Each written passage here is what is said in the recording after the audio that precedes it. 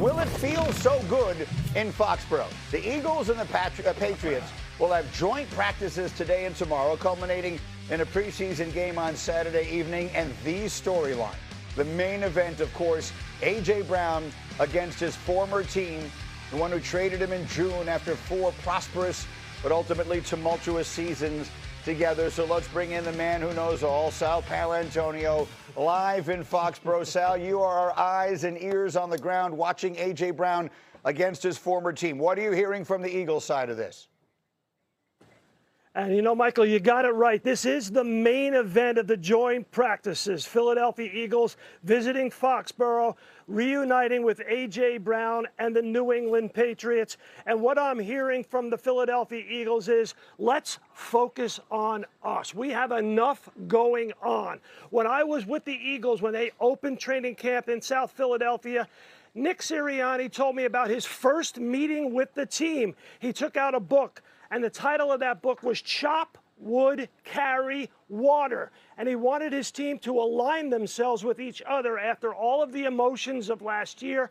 Don't worry about all of that stuff. And Jalen Hurts this week, Michael, said it's about competition against a very good football team. And you know they will be competing hard against A.J. Brown. All eyes will be on number 27 out of the University of Toledo, Quinyon Mitchell, first-team All-Pro. He does a lot of talking on the field. As we know from a guy on that set, those guys from Toledo, they're quiet off the field, but when they get on the field, they like to trash talk. They like to get after it, and they like to get after each other. So you will see Quinyon Mitchell one-on-one with A.J. Brown today on the practice field, Michael. All right, stay with me, Sal, because I want to come back to that. I do think it's interesting that Nick Sirianni is recommending a book. I guarantee you A.J. Brown will read it, maybe would carry water, potentially during the game. But talk to me about this a little bit here. You've got the A.J. Brown, like, we're going to make a very big deal of this. Is this a big deal to him? This isn't a game. Even the preseason game isn't a game that obviously means anything. So is this a big deal to those on the inside? You know, to the player, yeah, it is a big deal. Look, players are very prideful. I mean, there's obviously a lot of connection going on right here, right? And the way AJ exited Philadelphia, how Philadelphia feels as though, you know, they're kind of turning the page and really trying to evolve this offense away from him, new offensive coordinator, Jalen Hurts in the spotlight. There's a lot going on here. There is a lot going on here. I think it's going to be important, though, for the players and for the coaches to really keep this about football and make sure they get their work done. Look, I think in the beginning, there's probably likely to be some fireworks, some extra trash talk, and maybe a cheap, you know, maybe a punch or two thrown. They need to get away from that and get back to the football. But there's no doubt the emotions will be high. You can't get away from it. You know, fundamentally, one of the reasons you have these controlled scrimmages is you want to see good against good. You want A.J. Brown to get good work against Quinyon Mitchell. That's really one of the benefits of having these practices. With that said, to Lou's point, like, not all practices are created equal. There's no doubt that there'll be a little bit extra in terms of, hey, A.J. Brown, look, Mike Vrabel believed in me. They gave a first-round pick, and I'm a difference maker. You know, one thing that's interesting to me, guys, is if we think about the receiver position as a basketball team, A.J. Brown's their power forward center. He went up the road. My fundamental question for this Eagle team is, who is replacing him? Who's doing the heavy lifting going across the middle for the Eagles? Well, let's go back to Sal on that, because, Sal, you and I exchanged a couple of notes last night, and I thought you had very interesting insight. We've talked a good deal here over the course of the summer about another new offense for the Eagles, another new offensive coordinator, another new play caller, another new system for Jalen Hurts to run. I thought you had really interesting insight. How has that looked as we approach the start of the season? Well, Sean Mannion's offense is straight out of the permutations of the West Coast offense. So you're going to see a lot of pre-snap motion.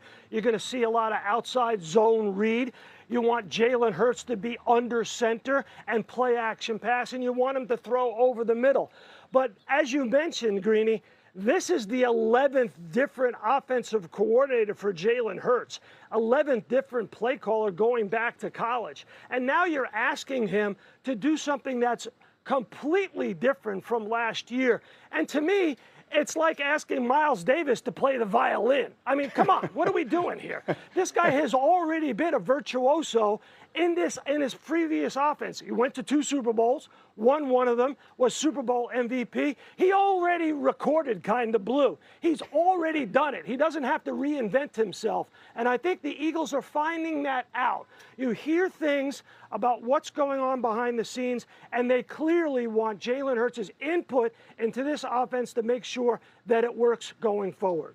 So I don't know if he's ready for the start of the season. I know Sal definitely is in mid-season form. Sal, thank you very much. We're going to get Andrew Hawkins in a little bit as well here. We're having a little trouble with his technically, but I am interested in this because it is another new offense, but this one really does seem to be different, and it does seem to feature a lot of the things that people have said, and look, I'm not expert enough to be able to judge it one way or another. People have said are not Jalen Hurts' strong suit, and some wonder, and we'll get to that in a minute, whether they have the personnel for it. What do you think of Jalen Hurts running this offense? Look, I do believe that Jalen can, I don't necessarily want to say major in being under center and consistently playing that way, but he has shown flashes in the past, as recently as last year, of being able to execute this kind of offense at a very, very high level. Look, here it is. You're going to see it here on 1st and 10. Him execute a 7-step drop, double hitch, and throw the football with pressure in his face to Devontae Smith. Guess where? In the middle of the field. Here you're going to see him here. Quick 5-step drop, hit that back foot, hit Devontae Smith on an in-breaker, going across the field on time, in rhythm, and guess where it was? In the middle of the field. Pre-snap motion, under center. I believe this is a 2nd down play, 7-step drop, double hitch, step up in the pocket, throw it over the middle to A.J. Brown. You see the separation between the 2nd and 3rd level. Those are all the kind of things you're going to see in this offense. Right. You turn on Green Bay's tape in 2025, that's what Jordan loves doing. I didn't even put in there some of the bootleg type action, getting him out on the perimeter, cut the field in half, have 3-level reads, nice simple throws. He can do all that stuff. But I think what the thing is that you don't want to take away from him is his dual threat capability, his ability to actually really affect the game with his legs, not just in the red area, but in the field overall. Do you want to major at it? No. Would you like him to major being in the pocket, really executing the play action passing game from under center? Yeah. He's showing you he can do it. I don't know. Look, I know there's going to be some statistics that maybe say he's not that good of a thrower in the middle of the field. But as Bill Walsh has said, if he shows me he can do it like that, then it's up to us to kind of pull it out of him so he can do it more consistently, because he has shown he can do that. What's your concern? My concern is, again, what I said earlier, A.J. Brown at 230 pounds, one across the middle consistently. Lou just shows a couple of flashes of what Devontae Smith can do, but he's 170 pounds. Somebody has to do that consistently and deal with the rigors of a 17-game season. Maybe it's Eli Stowers who they drafted. Mekhi Lemon showed you some of that at USC. He's been a little banged up. I'm sure he'll be okay, Greeny. But to me, like, when you look at the way they are built, that would be the concern about occupying the middle of the field. Lou makes a great point. Like, if you think about that Green Bay offense, they had a lot of guys that can do that. The only grade I would give Philadelphia right now is a grade of incomplete. I'm not saying they can't, but there's a lot of question marks about how this team's been built. And you know what? Look, I think sometimes when we kind of latch on to certain things and certain narratives about players, like, you don't just have to attack the middle of the field constantly. You can attack outside the numbers. The running game is going to be something that's going to be improved in Philadelphia simply because of the fact that you would assume that this offensive line is going to be much healthier this year than it was a year ago. Jalen Hurts is not going to have to live under center 100% of the time. I think but the way in which they want to evolve this offense, which they think is going to take it to another level, I totally understand. I just don't think we're being fair to Jalen Hurts in whether or not he can do this in the way Sean Mannion wants it done. Sal, give me a quick final word.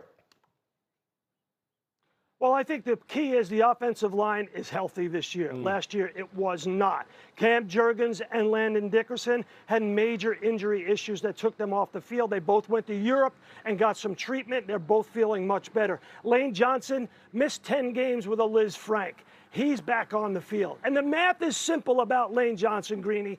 When he's on the field at right tackle, the Eagles win 66% of their games. When he's off the field, they lose 66% of their games.